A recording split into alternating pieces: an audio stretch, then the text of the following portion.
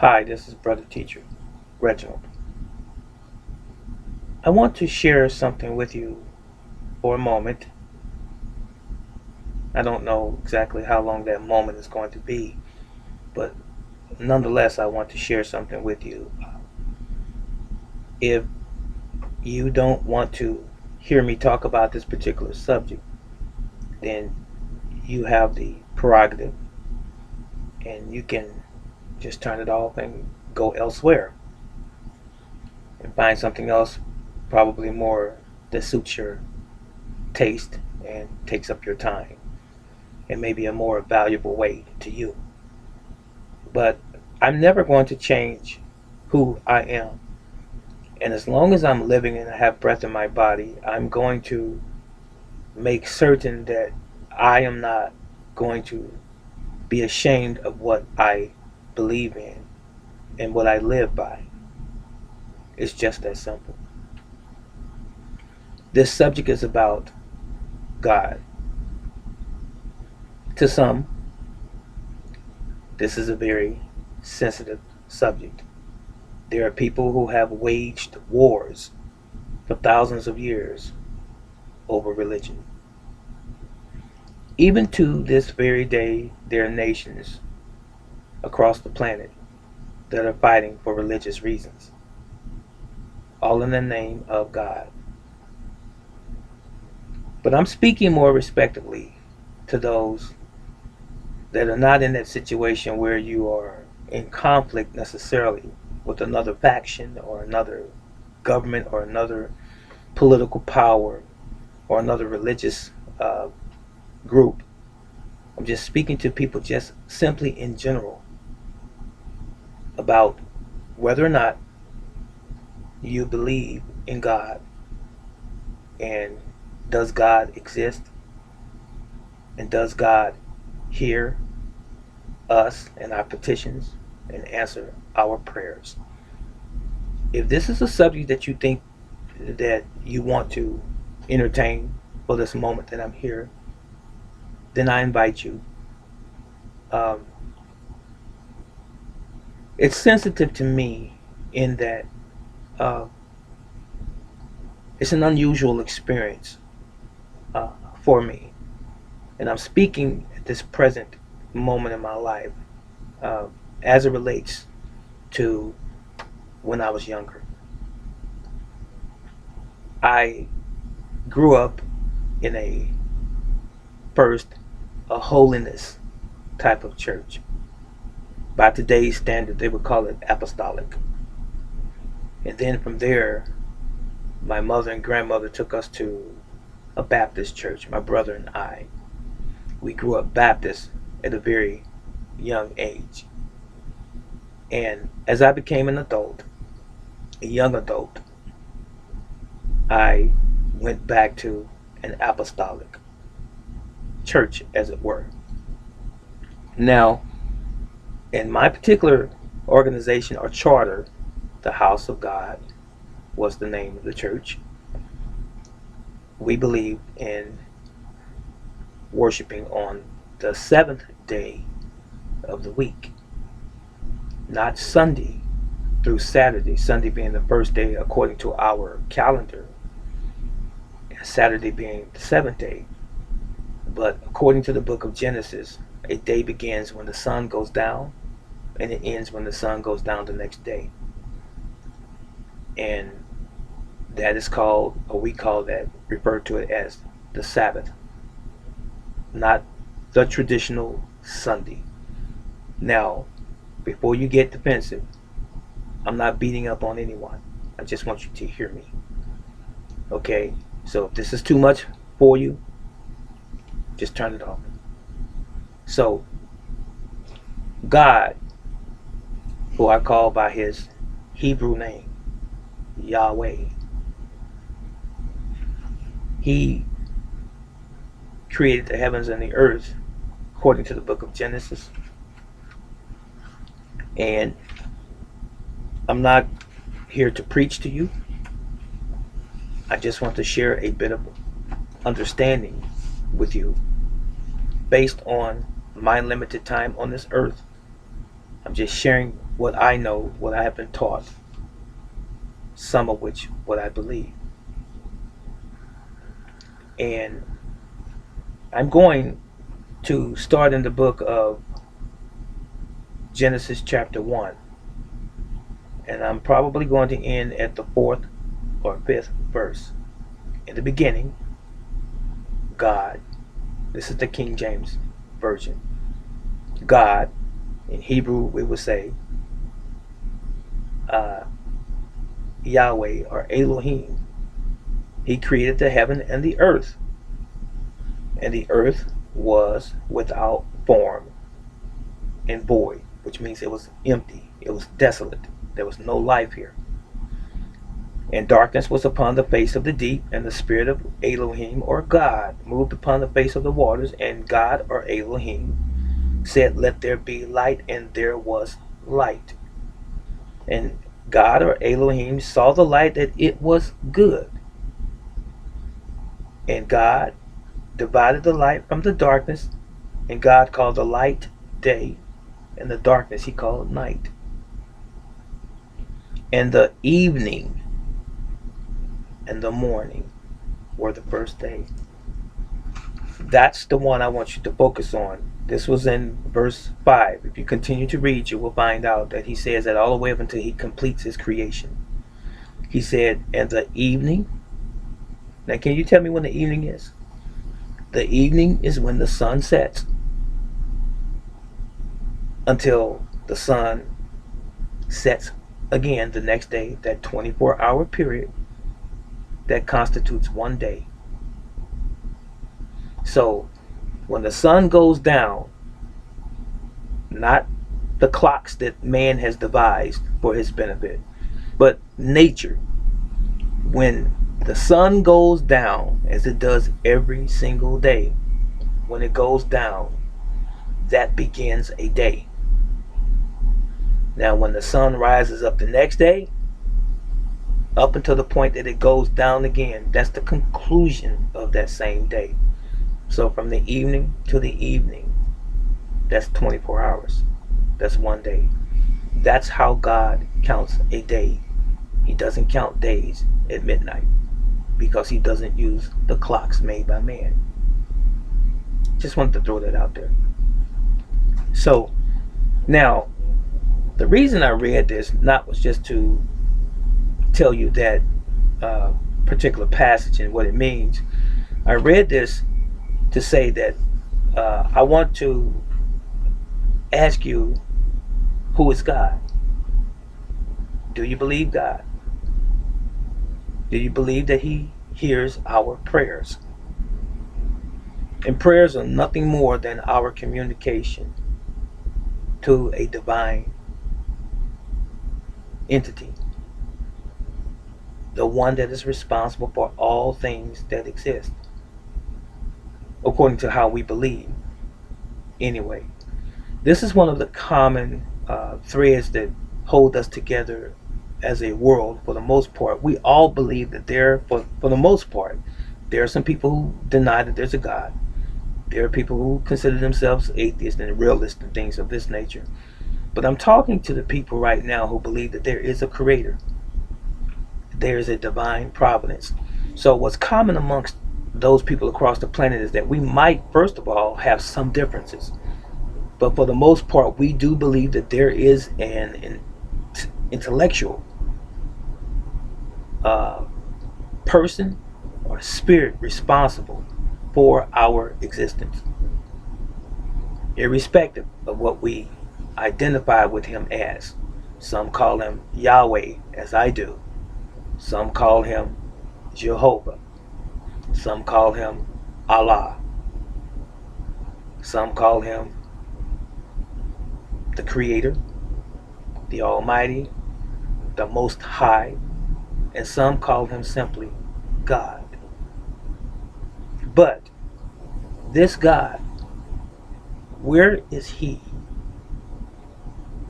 And let's just, for the sake of the argument, say that it is a he. There are some who say and believe that God is a female.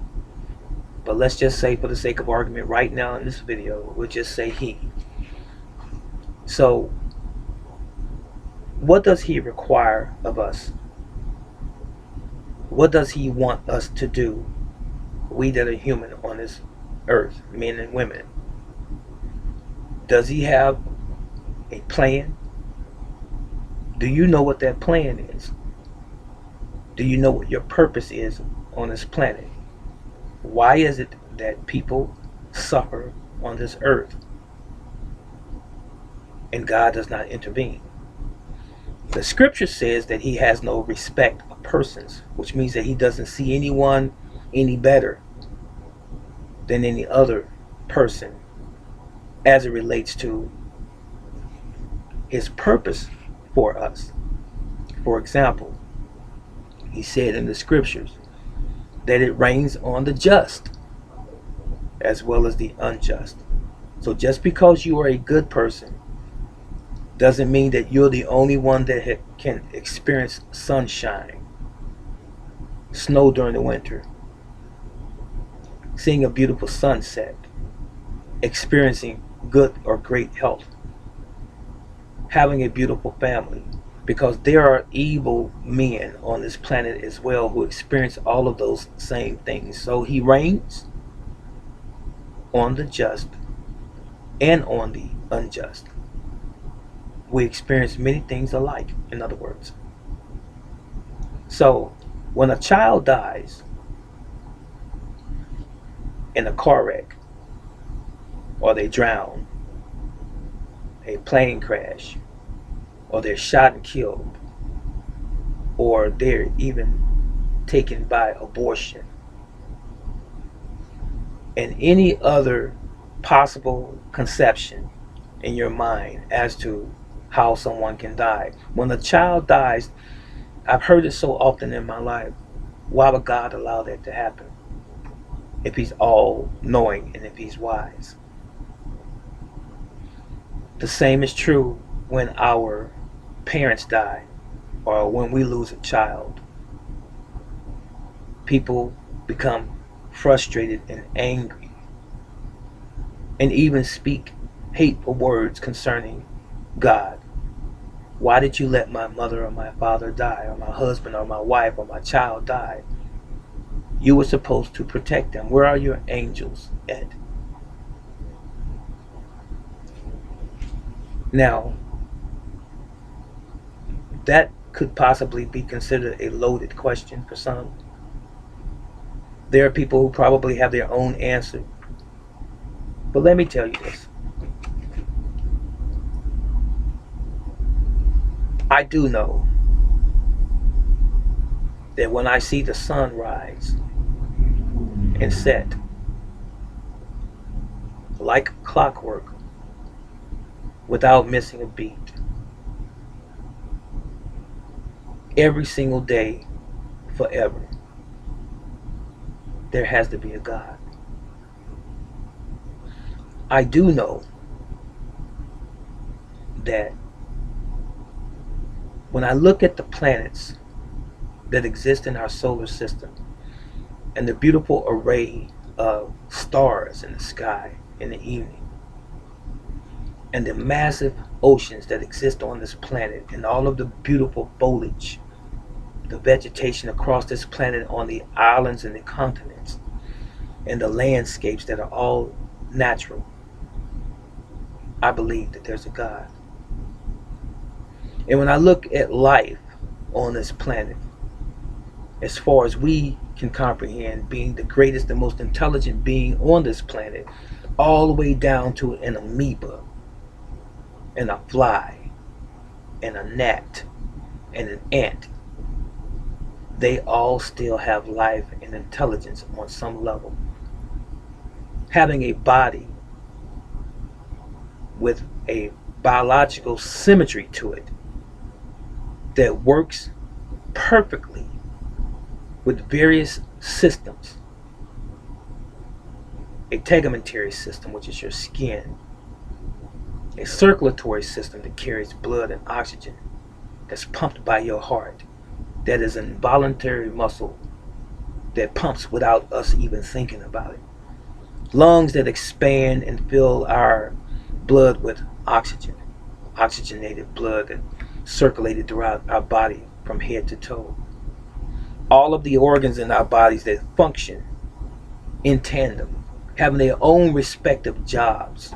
The kidneys, the bladder, the heart, the brain, every aspect of the brain, the lungs, the liver, the spleen, the pancreas, the lymphatic system.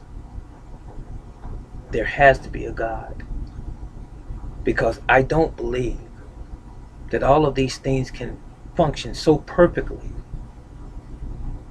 if there was not an intellectual individual that brought it into existence. There has to be a God. All of the things that we need to exist as humanity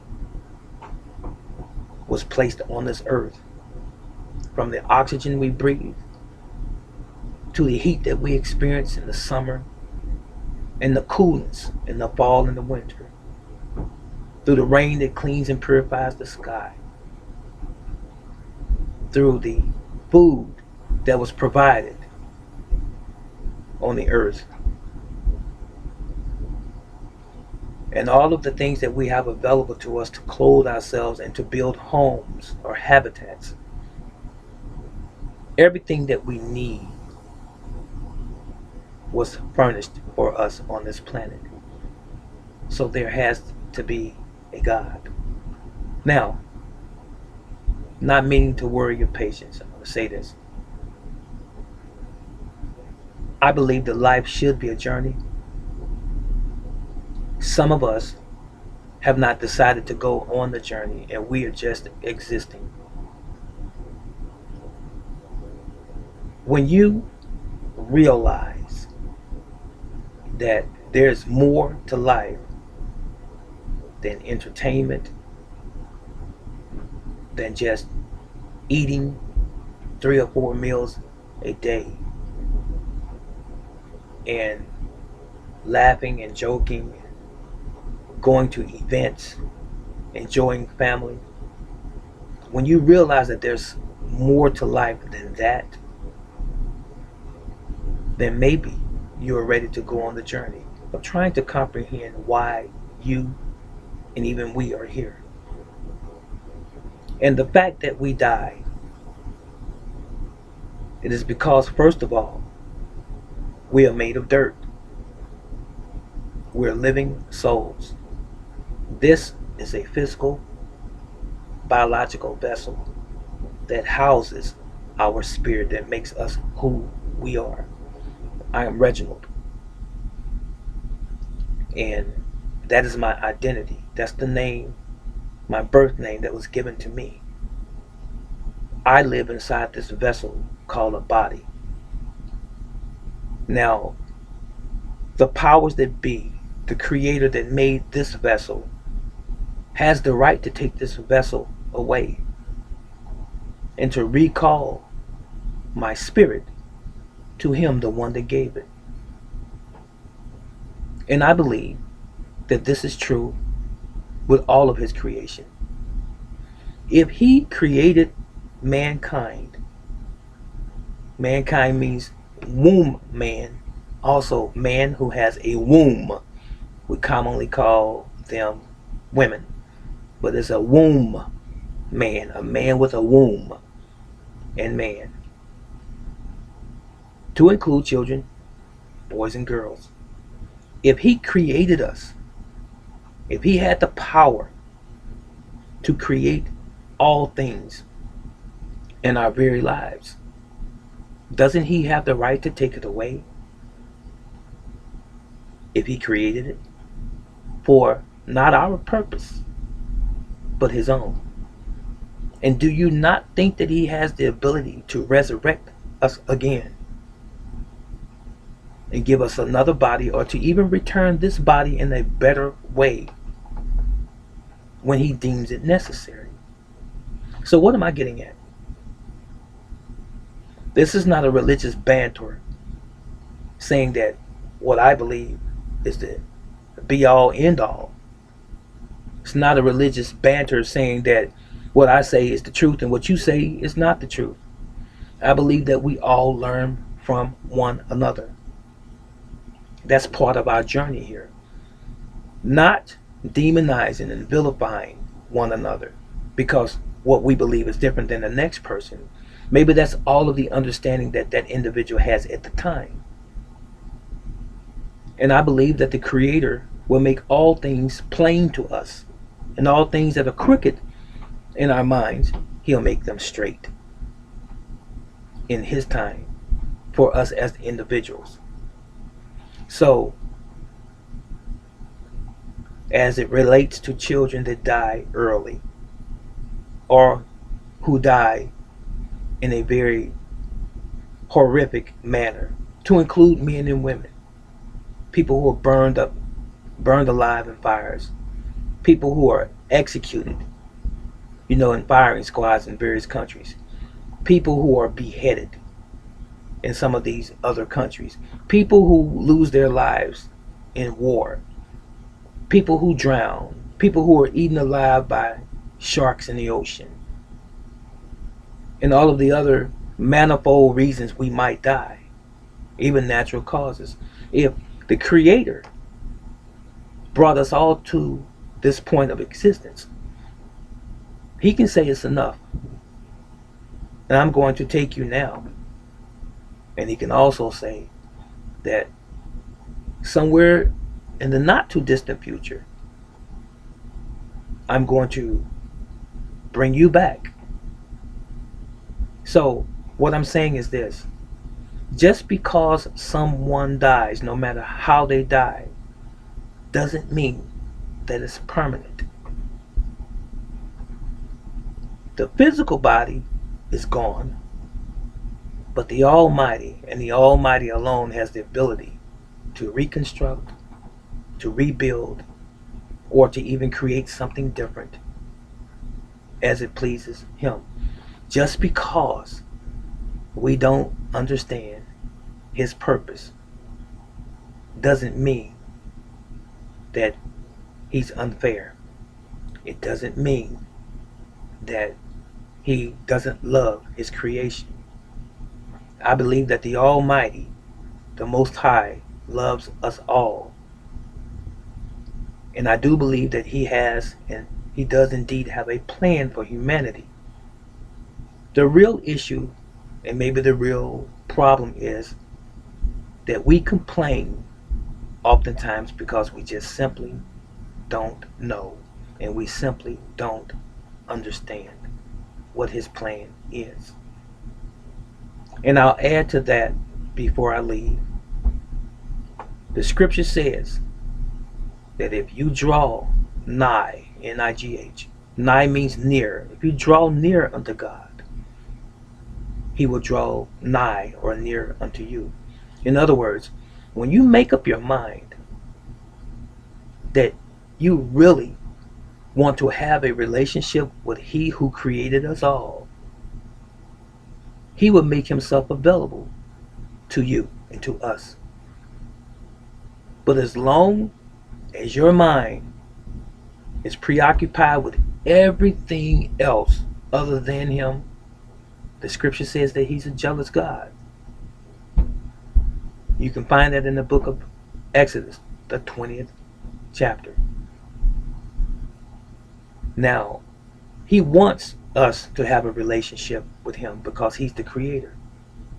If you know and believe the story of Adam and Eve, then you will know why the Almighty doesn't speak to us like He did back in those days. Because man lost his privilege to have that intimate relationship with the Creator. You must study. I don't know everything. I don't know all things. I know some things that give me a reasonable portion of health. And strength gives me a reasonable portion of faith. Those things I do have. Now, I hurt. I experience pain. I experience anger. I experience sadness and even happiness. Because I'm human as you are. So, Do you believe that there's a God? And has he forsaken us because he doesn't respond to our needs and or our cares, or what we perceive as our needs and cares, in the manner that we feel that he should? Is he slow in responding to us? Does he really hear us? Or do you really have a relationship with him? That's what I believe we need to be asking ourselves. Now, I've been tried, and I've had some very um, hard times over the past 30 years. And I've had doubt come to my mind. We are flesh and blood. We are subject to fear. We are subject to pain and anxiety, oftentimes because we don't know something or we don't understand, as I said.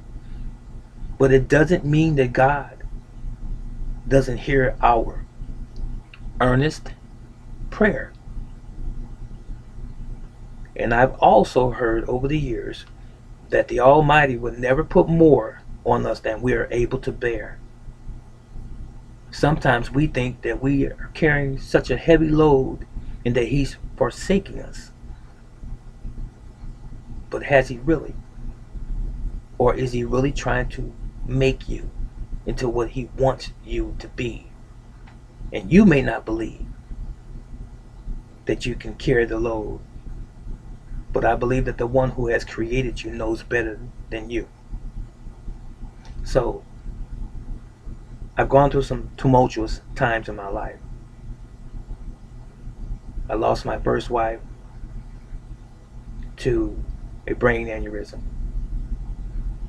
Been with her, had been with her since junior high school. Many years. That was hard.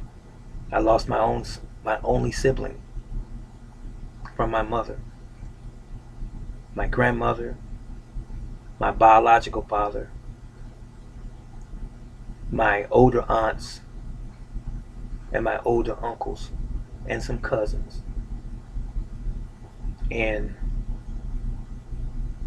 didn't really ever have a chance to uh, grieve because of my life at the time, dealing with my own family, trying to raise my children and work and so forth.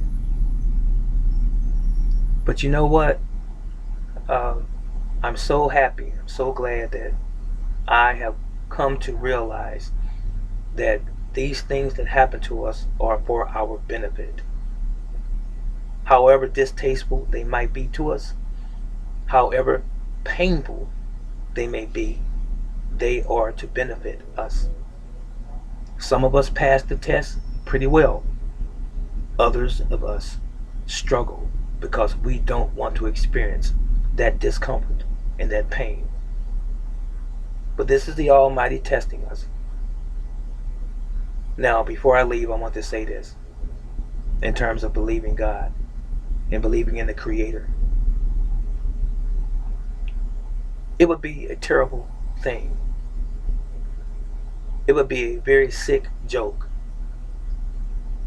to be born and to come into this world, this life, and to live for whatever appointed time that we're here, only to die and there'd be nothing else afterwards. I mean, what would have been the purpose of our existence here on planet Earth? Was it the Super Bowl, the NBA Finals, the martial arts championships, the soccer championships, seeing who the president is, seeing who the new pope is, seeing who is a new rap star or a new R&B singer, seeing what new innovations in cell phones and iPhones that has come to the market, seeing what new automobiles are coming out at the beginning of every year, and how fancy of a home you can live in, only to find that there will be a cessation of your life at some point when all of those things that I just mentioned and all of the other various things mean absolutely nothing when you close your eyes for the last time. All of the so-called belongings, all of the so-called property, all of the so-called things that you said were yours end up in someone else's hands when you leave here. So it wasn't permanent in the first place. But I believe and I contend that there is a permanency on another plane outside of this place we call earth and home. And I believe that the Almighty controls that.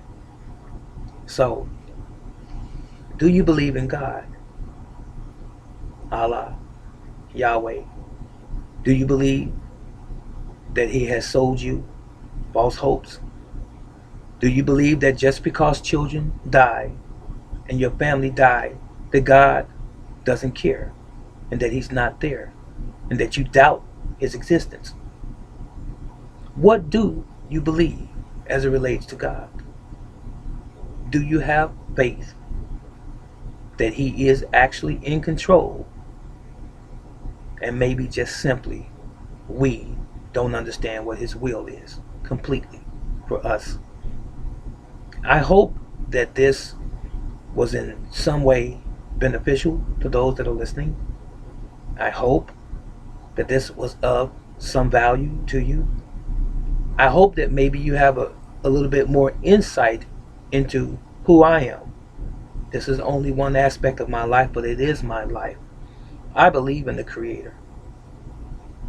As painstaking as it can be living this life as a human being, I still hold on just to a glimmer of hope for a better day for all of us.